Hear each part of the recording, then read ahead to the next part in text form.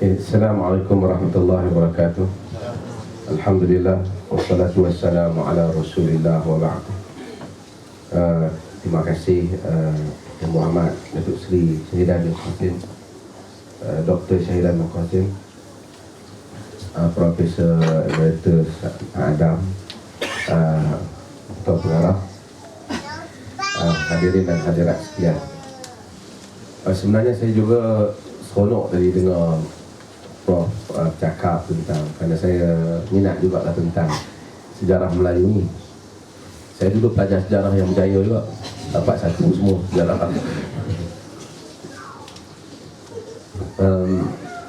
Sebenarnya pengurusi Datuk Seri Syahidan ni, bila dia jadi pengurusi, dia mengingatkan saya zaman saya jadi mufti dulu. Zaman saya jadi mufti dulu, bila saya ceramah, Datuk Seri jadi pengurusi. Itu satu perkara luar biasa yang dibuat oleh Menteri Besar. Jadi setiap kali nak ada ceramah apa, Datuk Seri akan hadir sebagai pengurusi dan akan hadir ke kuliah-kuliah. Jadi kuliah Maghrib Mufti ketika itu dihadiri oleh Menteri Besar, yang menyebabkan esko-esko semua kena hadir. Penuh kat belakang. Ia mau tahu. Jadi pengarah-pengarah kena hadir, semua orang hadir kan.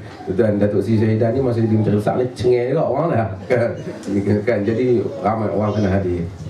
Bila Menteri Besar puasa Isnin dan Khamis, semua rakyat kena puasa. Yang mana terlibat lah kan. Walaupun sebagainya tadi tengah hari dah makan, tadi buka puasa sekali lah. Tapi itu sesuatu bagus, satu ada perkara yang bagus dalam orang Melayu ini, bahawasanya kalau sekiranya ada orang atas buat tu, dia ikut. Maksudnya orang atas kena buat contoh yang baik. Bila datang bulan Ramadan, kita ada ceramah sepanjang saya 2 tahun lebih saya jadi mufti. Saya rasa saya telah kerja lebih daripada had yang susah.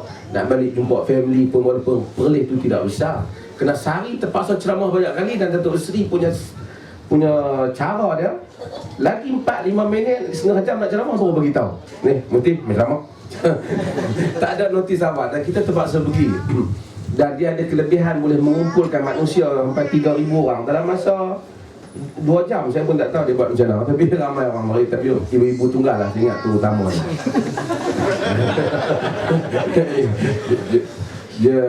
Dan pada bulan Ramadan, ni cerita sikit lah, boleh nostalgia. Pada bulan Ramadan, saya ceramah tentang sifat salat Nabi. Jadi orang yang akan menunjukkan pergerakan solat tu Menteri Besar. Menteri Besar duduk atas pentas, jadi bila saya tunjuk rokok, dia akan rokok. Dan bila macam mana i'tidal angkat tangan, dan Datuk Seri akan buat. Dan rakyat semua di bawah akan ikut, dan semua akan sembahyang dalam dewan. Ribuan akan sembahyang, kerana tak dapat bantuan selepas tu. Tiap malam dapat bantuan 3,000 orang. Dan sebahagian mereka tak sembahyang Isyak, tapi sembahyang tarawih. Itu kelebihan. Ada yang sembahyang. Dan satu hari pernah kita nak solat, dan Datuk Seri akan periksa saf. Ramai ni, 3,000 periksa saf. Dan satu hari dia pernah tanya, ni semua ambil sembahyang ni? Mereka kata, orang muda, kami tak ambil ni, tapi dah duduk insaf nak sembahyang. Itulah kelebihan juga. Pada bulan Ramadan ada berapa nostalgia di Perlis ni kan. Balik kepada sikit sebelum saya masuk tajuk Ramadan. Saya masa balik yang lepas, baru ni saya pulang ke Malaysia. Saya dijemput oleh Kerajaan Pulau Pinang untuk jadi panel membentangkan tajuk Syed Sheikh Al-Hadi. Dan kalau kita tahu, Syed Sheikh Al-Hadi adalah merupakan tokoh pembaharuan Melayu yang memang terkenal lah. Dia anggap sebagai tokoh kaum muda dan berjasa di Pulau Pinang. Dia telah mengasaskan sekolah Al-Mashhur. Dan dianggap kita siapa saja yang belajar SPM semua memang ada nama Syed Sheikh Al-Hadi. Saya bukan, ini pasal sekarang ni ada musim orang sentimen pasal raja ni, tapi saya nak quote Syed Sheikh Al-Hadi. Jadi kalau dia orang nak tangkap, dia kena tangkap Syed Sheikh Al-Hadi, tapi dia dah mati dah, dah hampir 1 tahun dah mati. Syed Sheikh Al-Hadi kata, mungkin Prof boleh sama ada nak setuju ataupun tidak, kita itu kemudian. Syed Sheikh Al-Hadi kata tentang orang Melayu, balak bagi bangsa Melayu itu ialah taatkan mereka akan sultan-sultan mereka. Tu Syekh Adi kata. Nasib baik ASA tak ada masa tu. Taatkan mereka akan sultan-sultan mereka, yang mana sultan-sultan itu tidak tahu bagaimana untuk menguruskan negeri mereka, dan hanya tahu ikut berpoya-poya dan menghabiskan harta saja. Lebih kurang begitulah ayat Syekh Adi. Bila dia nak ulas tentang Inggeris, kata Syekh Al-Hadi, Syekh Al-Hadi ni sebenarnya dia bukan penjajah. Dia kritik Inggeris, tapi dia bagi kredit sedikit kepada Inggeris. Dia kata, Syekh Al-Hadi kata, adapun Inggeris itu merupakan tentera Tuhan Rabbul Alamin yang telah dihantar ke tanah Melayu bagi membebaskan orang Melayu daripada kezaliman sultan-sultan mereka. Jikalau tidak kerana kedatangan Inggeris, tentulah Melayu itu masih berada di bawah sultan-sultan mereka yang zalim dan bertindak sewenang-wenangnya kepada mereka. Hanya kerana Inggeris datang buat peraturan itu ini, maka sultan. Dan Syekh Al-Hadi mencadangkan 3 perkara pada orang Melayu. Kata Syekh Al-Hadi, yang pertama, dia mencadangkan orang Melayu itu supaya meniru Inggeris ataupun meniru bangsa Eropah. Pengetahuannya, baju dia suruh. Jika mereka itu gagal meniru bangsa Eropah, hendaklah mereka itu melihat akan bangsa Jepun. Ni tahun 1900 lebih sikit dah, belas-belas Syekh Al-Hadi cakap lah, sebelum Tun Mahathir cakap tentang dasar pandang ke timur. Syekh Al-Hadi cakap, hendaklah mereka meniru bangsa Jepun. Yang tu Jepun masa tu tak tawan Melayu ni. Bangsa Jepun yang Syekh Adi pujilah, Jepun ni kerana rajin bersungguh. Tak tahulah masa tu internet tak ada. Syekh Adi pun kok macam mana dia baca buku kira hebat lah, duduk di tanah Melayu. Bahan dia kira banyak. Dan Prof kata Syekh Adi ni kolumnis, termasuk akhbar Melayu yang diterbitkan di Belanda. Dan kalau dah tak mampu, hendaklah mereka itu meniru akan bangsa Cina. Lihatlah bangsa tu, kata dia, datang selai sepinggang ke negeri kita, tiba-tiba mereka mampu jadi kaya dan toke dan tuan kepada tanah. Sedangkan kita ini ada ajaran agama yang menyuruh kita untuk lebih rajin kepada mereka.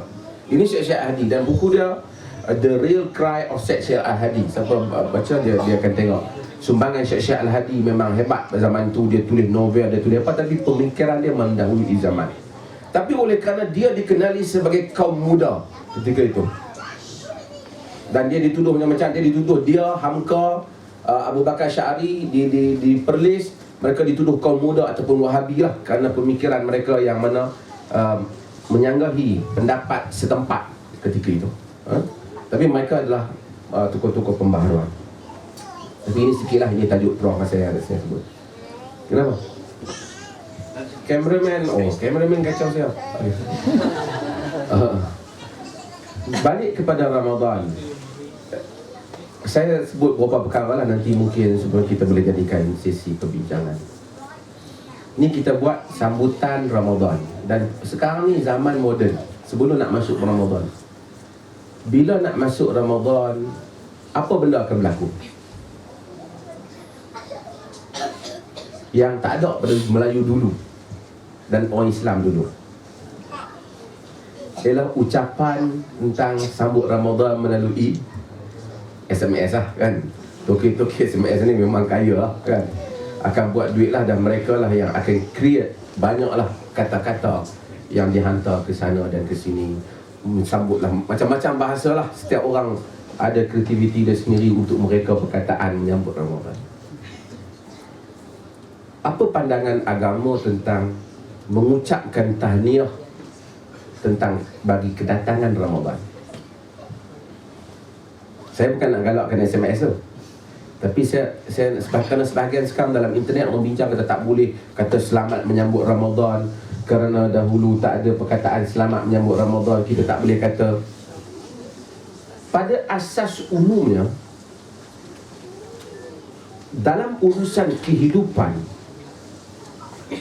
agama meletakkan satu asas yang dia sebut, iaitu al-aslu fil asya'i al-ibahah.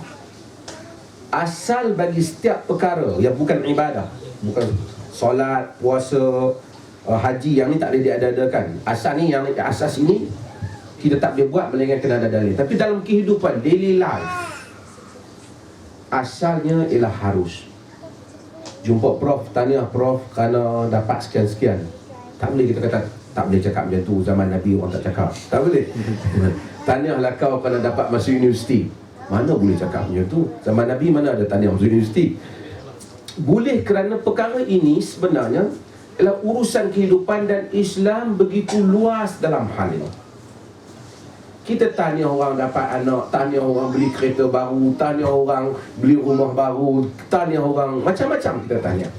Kesemuanya ini asasnya diharuskan oleh agama.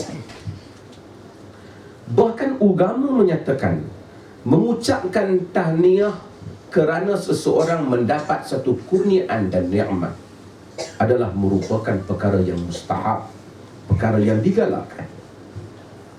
Mereka berdalil, antaranya dalilnya ialah peristiwa sahabat-sahabat 3 orang yang telah dipulaukan oleh Nabi, termasuk Ka'ab bin Malik, yang mana dipulaukan oleh Nabi kerana tidak menyertai peperangan Tabuk. Ada sahabat, mereka tak ada Nabi dia layan orang ni berdasarkan kepada realiti seseorang tu, berdasarkan kepada siapa orang tu. Dalam perang Tabuk ramai golongan munafik. Perang Tabuk ni musim berbuah.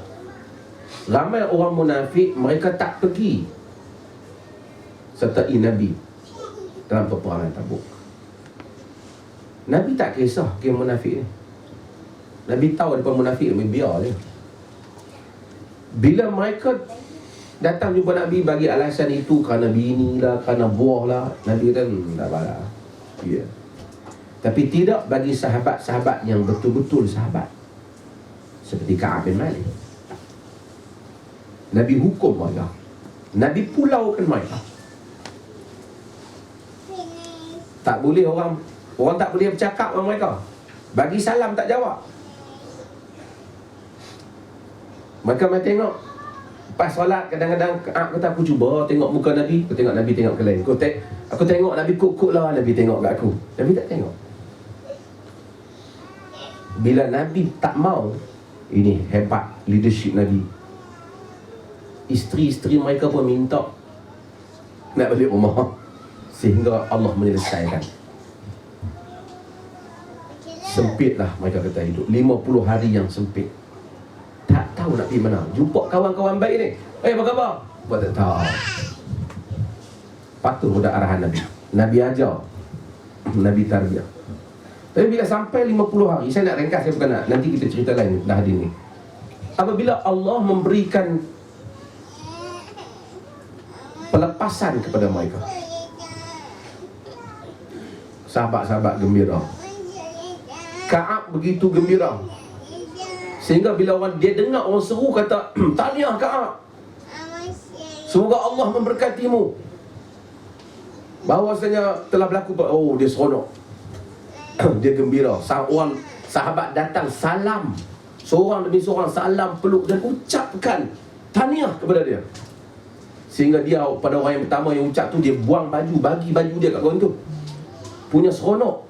Lepas tu teringat nak pergi jumpa Nabi, tak ada baju pula, kena pinjam baju orang lain. Baju tak banyak, sahabat. Tapi saya bukan nak cerita hadis ni, tapi Al-Imam An-Nawawi kemudian diikuti dengan Al-Imam Ibn Qayyim Al-Jauziyah dan Zadul Ma'ad, dan Imam Nawawi dan Syarah Sahih Muslim menyebut kata hadis ini menjadi satu dalil bahawasanya kita ini disunatkan untuk mengucapkan tahniah kepada sesiapa yang mendapat satu nikmat yang baru ataupun terlepas daripada sesuatu kesusahan. Di kawan kita lepas daripada Allah, tahniah lah, Masya Allah. Ucapan itu disunat, kata Ibn Qayyim, dalam urusan akhirat disunatkan, dalam urusan dunia diharuskan. Maka sebahagian pada sarjana zaman ini menyatakan, oleh kerana Ramadan adalah nikmat yang besar, maka tidaklah salah untuk seseorang itu menyebut selamat menyambut Ramadan, kerana itu boleh termasuk dalam maksud tadi. Kerana Imam Ahmad bila ditanya tentang macam mana orang ucapkan hari raya, hari raya ni tak ada. Selamat hari raya ni, kalau orang ustaz tu, Nabi pun mengucapkan selamat hari raya pada sahabat-sahabat dia. Ustaz tu mengarut, tak ada. Nabi tak pernah ucap selamat hari raya. Tak ada ucapan selamat hari raya. Nabi hanya salat, berjumpa. Tapi boleh tak kita ucapkan selamat hari raya? Nabi tak pernah ucap satu hal. Boleh tak kita ucapkan? Kita boleh ucapkan, kerana itu satu kehidupan. Selamat, kerana kita bergembira. Sebab tu Imam Ahmad, dia menyatakan, bila orang tanya tentang apa hukum orang yang kata taqabbalallahu minna wa minkum, ni biasanya bulan hari raya, sahabat dulu, salaf dulu, maka kata taqabbalallahu minna wa minkum, dia kata dibolehkan. Kita biasanya kata selepas apa? Lepas orang apa, tapi asalnya ideanya lah pasal hari raya. Okey. Bila masuk kepada bulan Ramadan, ada beberapa perkara yang mungkin kita boleh sebut. Pertama, saya nak ringkaskan masa ni. Allah sebut ya ayyuhallazina amanu kutiba alaikumusiyam.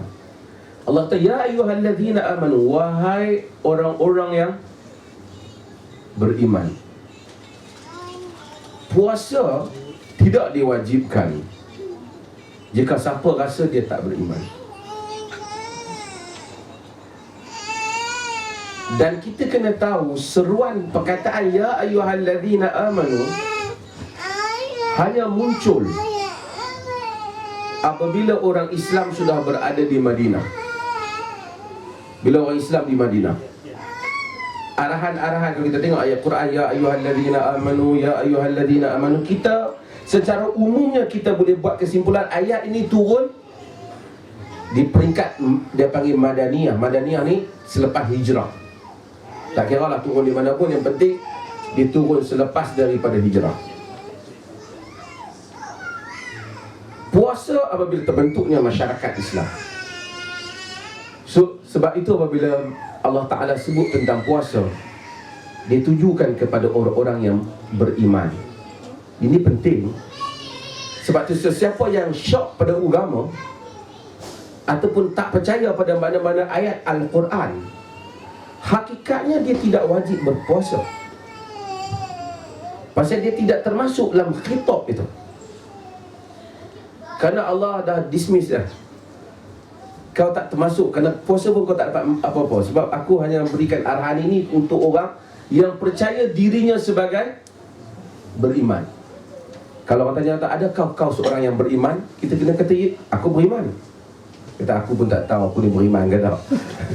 Mungkin kita, itu humbleness daripada kita. Tetapi hakikatnya, kalau kita tak termasuk dalam alladzina amanu, kita tak termasuk dalam orang yang disuruh untuk berpuasa. Kutiba alaikumusiyam, ditulis kepada kamu. Kutib tu, kitab tu kita panggil kitab. Maksud dipardukan kepada kamu as-siyam, puasa. Puasa ni apa? Puasa ni kalau kita belajar secara formal, orang akan sebut menahan diri daripada makan dan minum lagi, dan perkara yang membatalkannya, bermula daripada terbit fajar sehingga terbenam matahari. Ini tarif yang semua orang tahu. Tapi orang tua-tua kita tak, orang tu kadang-kadang dia confuse pasal kita punya waktu tu, dia tengah masuknya waktu imsak. Masuk waktu imsak tu sebelum subuh. Jadi bila dia bangun, dia kata ni, tok boleh makan tak kira ni? Kita tak boleh lah, orang tak masuk subuh lagi. Imsak masuk dah, kata.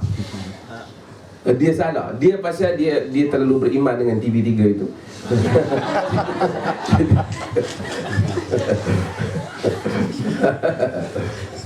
Dia kenapa boleh? Kerana asalnya puasa itu bermula, kita duduk di sini pun sama. Setengah orang dia takut bila bangun lagi tak masuk subuh. Masih boleh. Waktu imsak itu ialah waktu yang dicadangkan oleh sebahagian sarjana untuk mengelakkan daripada terlajar. Itu saja ideanya. Sebab itu Nabi SAW dalam hadis yang diriwayatkan oleh Imam Al-Bukhari, Nabi kata, inna bilala yu'adzin bil-lail fakulu washrabu hatta yu'adzin ibnu ummi maktum. Nabi kata sesungguhnya Bilal azan pada waktu malam. Pasal pada zaman Nabi, subuh ni ada, pagi ada dua muazzin. Tuan-tuan pernah pergi Mekah, Madinah kan? Azan yang pertama dan azan yang kedua. Di Perlis dulu masa zaman saya, kita pun keluarkan supaya buat dua azan. Dia banyak hikmah dah. Bila buat dua azan menyebabkan orang pun dapat bangun, mandi, apa semua. Kemudian siap-siap pergi ke masjid. Lepas tu baru masuk azan yang kedua. Azan yang kedua itu ialah azan yang sebenar, tanda maksudnya waktu subuh. Nabi kata sesungguhnya Bilal azan pada waktu malam. Makan dan minumlah kamu sehingga Abdullah ibnu Ummi Maktum azan. Abdullah ibnu Ummi Maktum ialah sahabat Nabi yang buta. Kalau kita tengok surah Abasa wa Tawalla, kita tahu surah di mana Nabi ditegur oleh Allah Ta'ala kerana datangnya Abdullah ibnu Ummi Maktum. Kemudian Nabi berpaling, Nabi bermasam muka. Nabi bermasam muka dan Nabi paling. Pasal Nabi duduk dengan orang besar ni, VIP ni, mai jumpa Nabi kerana yalah, mereka ni sebenarnya arrogant, tapi mereka datang kepada jumpa Nabi cara orang besar lah. Nabi SAW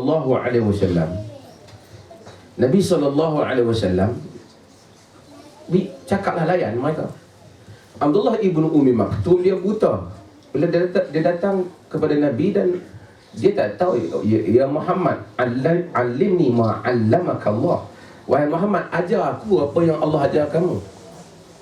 Jadi Nabi tak, dia buta, tapi Nabi macam kacau sikitlah majlis Nabi. Nabi paling, Nabi tak jawab dia dan Nabi masam muka, tapi dia tak nampak sebab dia buta. Tapi Quran turun, abasa wa tawalla an ja'ahul a'ma. Quran turun kritik Nabi. Sebab tu salah satu bukti Quran tu bukan Nabi punya, bukan Nabi buat. Kalau Nabi buat, dia tak buat surah yang kritik dia. Allah kritik Nabi kerana mendahulukan VIP dan mengedepikan orang yang jauh lebih ikhlas. Mendahulukan orang yang sombong. Bukan masalah dia VIP, dia sombong. Pokok yang sombong tu mengedepikan Nabi. Sebab Abdullah ibn Maktum, dia ni tukang azan. Dia tak boleh azan, melainkan orang kena beritahu, Abdullah, ya ibn Maktum, dah masuk ni waktu ni. Pasal masuk waktu ketika itu kena tengok Fajar sedikit. Okay. Bila dia tengok Fajar, baru mereka tahu masuknya waktu. Jadi dia akan azan. Nabi kata bila dia azan, baru stop makan. Ini puasa. Sebab tu kita bila balik kadang-kadang duk tengok orang Melayu waktu dah 10 minit dekat-dekat nak azan ni, tak boleh dah ni. Senang tak. Masih boleh berdasarkan apa yang disebut dalam hadis ini. Dulu polemik di Malaysia. Ada ustaz marah kerana Maulana Asri Yusuf tu kata bahawasanya boleh makan. Dia orang kata oh tak boleh. Ni kalender kita tak boleh. Kalender tak usah lah. Nabi kata boleh. Nabi kata boleh. Okey. Ini adalah puasa. Kutiba alaikumus siyam kama kutiba alal ladzina min qablikum. Diwajibkan kepada kamu puasa seperti mana diwajibkan kepada orang-orang yang sebelum daripada kamu. Allah Azza wa Jalla menyatakan puasa ni telah diwajibkan kepada orang-orang yang sebelum daripada kamu. Maulana Abdul Hasan Ali An-Nadwi, dia tulis buku yang bagus, ceritakan puasa dalam Yahudi, puasa dalam Kristian, puasa dalam, saya baru ni, saya lupa, saya ada tulis apa tengok dalam Facebook saya tentang rabai daripada Israel. Dia hadir masa satu conference Harun Yahya, saya juga hadir. Dia ceramah tentang amalan Yahudi. Jadi termasuk amalan puasa sama, dan termasuk cara semayang Yahudi, pergerakan yang sama. Dia cerita bahkan ketika saya semayang Maghrib, dia semayang tepi saya dengan pakaian rabat dan dia semayang sama. Dan dia cerita inilah Yahudi yang asal, maksudnya kitab Yahudi yang asal. Dan ada Facebook dia ramai, saya ingat ratusan orang juga, ribuan orang ikut seluruh dunia, termasuk orang daripada Arab, yang dia akan ajar apakah ajaran Yahudi yang asal. Agama tidak mengenepikan hakikat, bahawasanya Islam tak nafi bahawa puasa ni telah dibuat oleh agama-agama yang terdahulu. Sebab tu Islam dia tak menolak benda yang baik yang datang daripada agama lain. Nabi apabila sampai ke Madinah, Nabi tengok orang Yahudi berpuasa Ashura. Tahu Ashura? Ashura ni bulan apa? Sebab orang Melayu dah sebut Ashura, yang terbayang ialah bubur. Itulah Ashura tu sebenarnya Asyara 10 Muharram. Bila puasa 10 Muharram, bila Nabi datang, Nabi tengok Yahudi berpuasa di Madinah. Nabi tanya pasal apa? Mereka kata pada hari ini hari pelepasan Musa alaihi salam. Nabi kata, ana ahaqqu bi Musa minhum. Aku lebih layak untuk menghormati, menghargai Musa dibandingkan mereka. Dan Nabi berpuasa. Nabi berpuasa. Ini satu perkara yang baik yang kita kena belajar. Nabi sebut al-anbiya'u ikhwatun allat, ummahatuhum syatta wa dinuhum wahid. Hadis riwayat Imam Bukhari. Nabi-nabi itu saudara yang berbeza-beza keluarga. Ibu mereka itu berbagai-bagai, tetapi agama mereka satu. Ini kesatuan yang diajar oleh Nabi tentang hubung kait. Saya teringat, walaupun Ali Al-Imam, dia ni Syiah, tapi dia pernah berucap masa saya duduk di Universiti Jordan dulu, masih buat masa first degree lama. Tapi saya rasa satu perkara yang bagus dia cakap. Dia kata agama selalu mengajar kita tentang hubungan ini. Bila kita memijak kaki kita ketika tawaf, agama mengingatkan kita tentang Ibrahim, supaya dia bagi tahu bukan saja engkau yang telah pijak tempat ini, telah pijak tempat ini hamba-hamba Allah lain yang telah taat, termasuk Nabi Ibrahim alaihissalam, seperti Nabi Allah Ibrahim alaihissalam. Bila kau berpuasa, kau kena tahu bahawa bukan kau berpuasa pada hari ini, ia telah dilakukan oleh hamba-hamba Tuhan yang lain. Sebab itu dia kata penting, dia menyebut kama kutiba 'alal ladzina min qablikum, supaya kita merasakan adanya hubung kait dari segi sejarahnya antara kita dan orang-orang yang terdahulu daripada kita yang menyelusuri jalan yang sama di dalam perjuangan. Supaya kita tidak merasakan, bab kata Syekh Qutb, jika kita merasakan kita adalah orang yang memula dan mengakhiri perjuangan, maka kita akan merasa kita ini sempit dan kita akan merasa kecewa. Tetapi apabila kita sentiasa merasa kita adalah orang yang menyambung perjuangan yang telah dimulakan sejak sekian lama, dan selepas daripada kita ini akan ada orang lain yang akan menyambungnya, dan kita akan merasakan sesungguhnya kesinambungan dataran kehidupan itu begitu luas dan perjuangan itu begitu panjang sejarahnya. Maka dia kata kama kutiba 'alal ladzina min qablikum, sebagaimana difardukan kepada orang-orang yang sebelum daripada kamu, supaya kita dapat merasa nilai itu. Sebab itu Nabi, saya pernah sebut di sini, apabila pergi ke Taif dan dia dilontar dengan batu sehingga cedera, dan apabila datang seorang lelaki kepada dia, iaitu Adas, dia datang kepada Nabi SAW, dia bawa anggur dalam keadaan Nabi begitu cedera dan dahsyat diperlakukan oleh penduduk Taif. Dan apabila Nabi ambil anggur itu dan Nabi masuk ke mulutnya, Nabi kata Bismillah. Kata Adas, aku tak pernah dengar perkataan ini disebut oleh orang negeri. Nabi tanya Adas, min aina anta ya Adas? Kau orang mana Adas? Adas ni Kristian.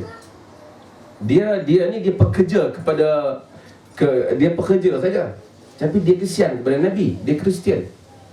Dia kata min Ninawa, aku daripada Ninawa. Tuan-tuan, dulu ni tak ada ambil handphone. Kita aku nak Google Ninawa kat mana, tak ada lah. Bukan senang tempat ni jauh-jauh. Ninawa ni, tuan-tuan pernah dengar Ninawa? Tu terus duk cari dalam Google kan. Jadi Ninawa ni kita tak pernah, sebab saya kata nak dengar Ninawa, dengar masa Iraq kena serang dulu. Bom di Ninawa di kampung kat Iraq.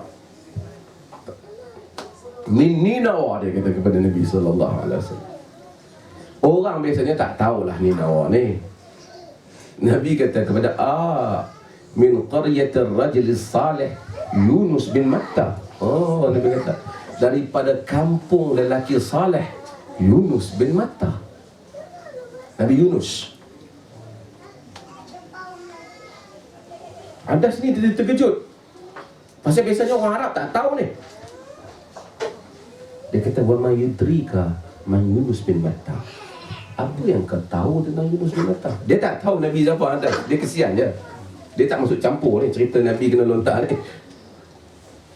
Nabi kata, zaka akhi kana nabiyan wa ana nabi. Kata Nabi, dia itu saudara aku. Dia dulu Nabi dan aku pun Nabi. Perkataan Nabi, zaka akhi, dia itu saudaraku. Cerita orang ribu tahun ni yang lepas. Tapi oleh kerana Yunus bin Matta sentimental tu tinggi, perasaan tu pada orang Ninawa, Nabi kata, zaka akhi, dia tu saudaraku. Kana nabiyan wa ana nabi. Dia dulu seorang nabi dan aku pun seorang nabi. Riwayat Ibn Hajar sebut dalam Isabah fi Tamyiz Sahabah, dia pegang Nabi, dicium Nabi, dan dikatakan dia telah Islam, dia telah menganut Islam. Cumanya sejarawan gagal untuk mencari lagi cerita dia lain daripada cerita tu. Maksudnya tak boleh nak trace riwayat-riwayat yang lain yang membabitkan Adas. Tetapi itu adalah satu detik yang hebat. Bagaimana apabila Nabi hubungkan antara diri dia dan orang-orang yang sebelum daripada ini. Sebab itu penting untuk mengkaji latar sejarah agama. Kerana rahmat Tuhan mustahil datang tiba-tiba bermula dengan Muhammad. Tidak mungkin. Apabila dia menciptakan alam, dia melontarkan rahmat, petunjuk melalui lisan para Nabi. Dia memberikan syariat kepada mereka bagaimana untuk mendekatinya. Antaranya ialah dengan mengajar puasa. La'allakum tattaqun, dan mudah-mudahan kamu bertakwa. Saya ingat, kalau tidak saya ceramah lagi panjang. Saya ingat saya nak stop di sini dulu dan kemudian beri ruang kepada soal jawab, insya-Allah. Terima kasih Al-Fadil Datuk Seri sebagai pengurusi. Sebenarnya Al-Fadil ni pun okey ya. Al-Fadil ni bukan merujuk pada ustaz. Orang Melayu ni banyak sangat benda-benda yang eksklusif yang diberi pada ustaz-ustaz yang tak diberi share pada orang lain. Jangan. Al-Fadil ni maksud saudara yang mulia, kan? Macam yang berhormat, sama maknanya, kan? Macam kita, bukan dalam buku, benda tu ada dalam kitab. Ialah kitab bahasa Arab, buku bahasa Melayu dan buku bahasa Inggeris. Tentu ya. Okey, terima kasih.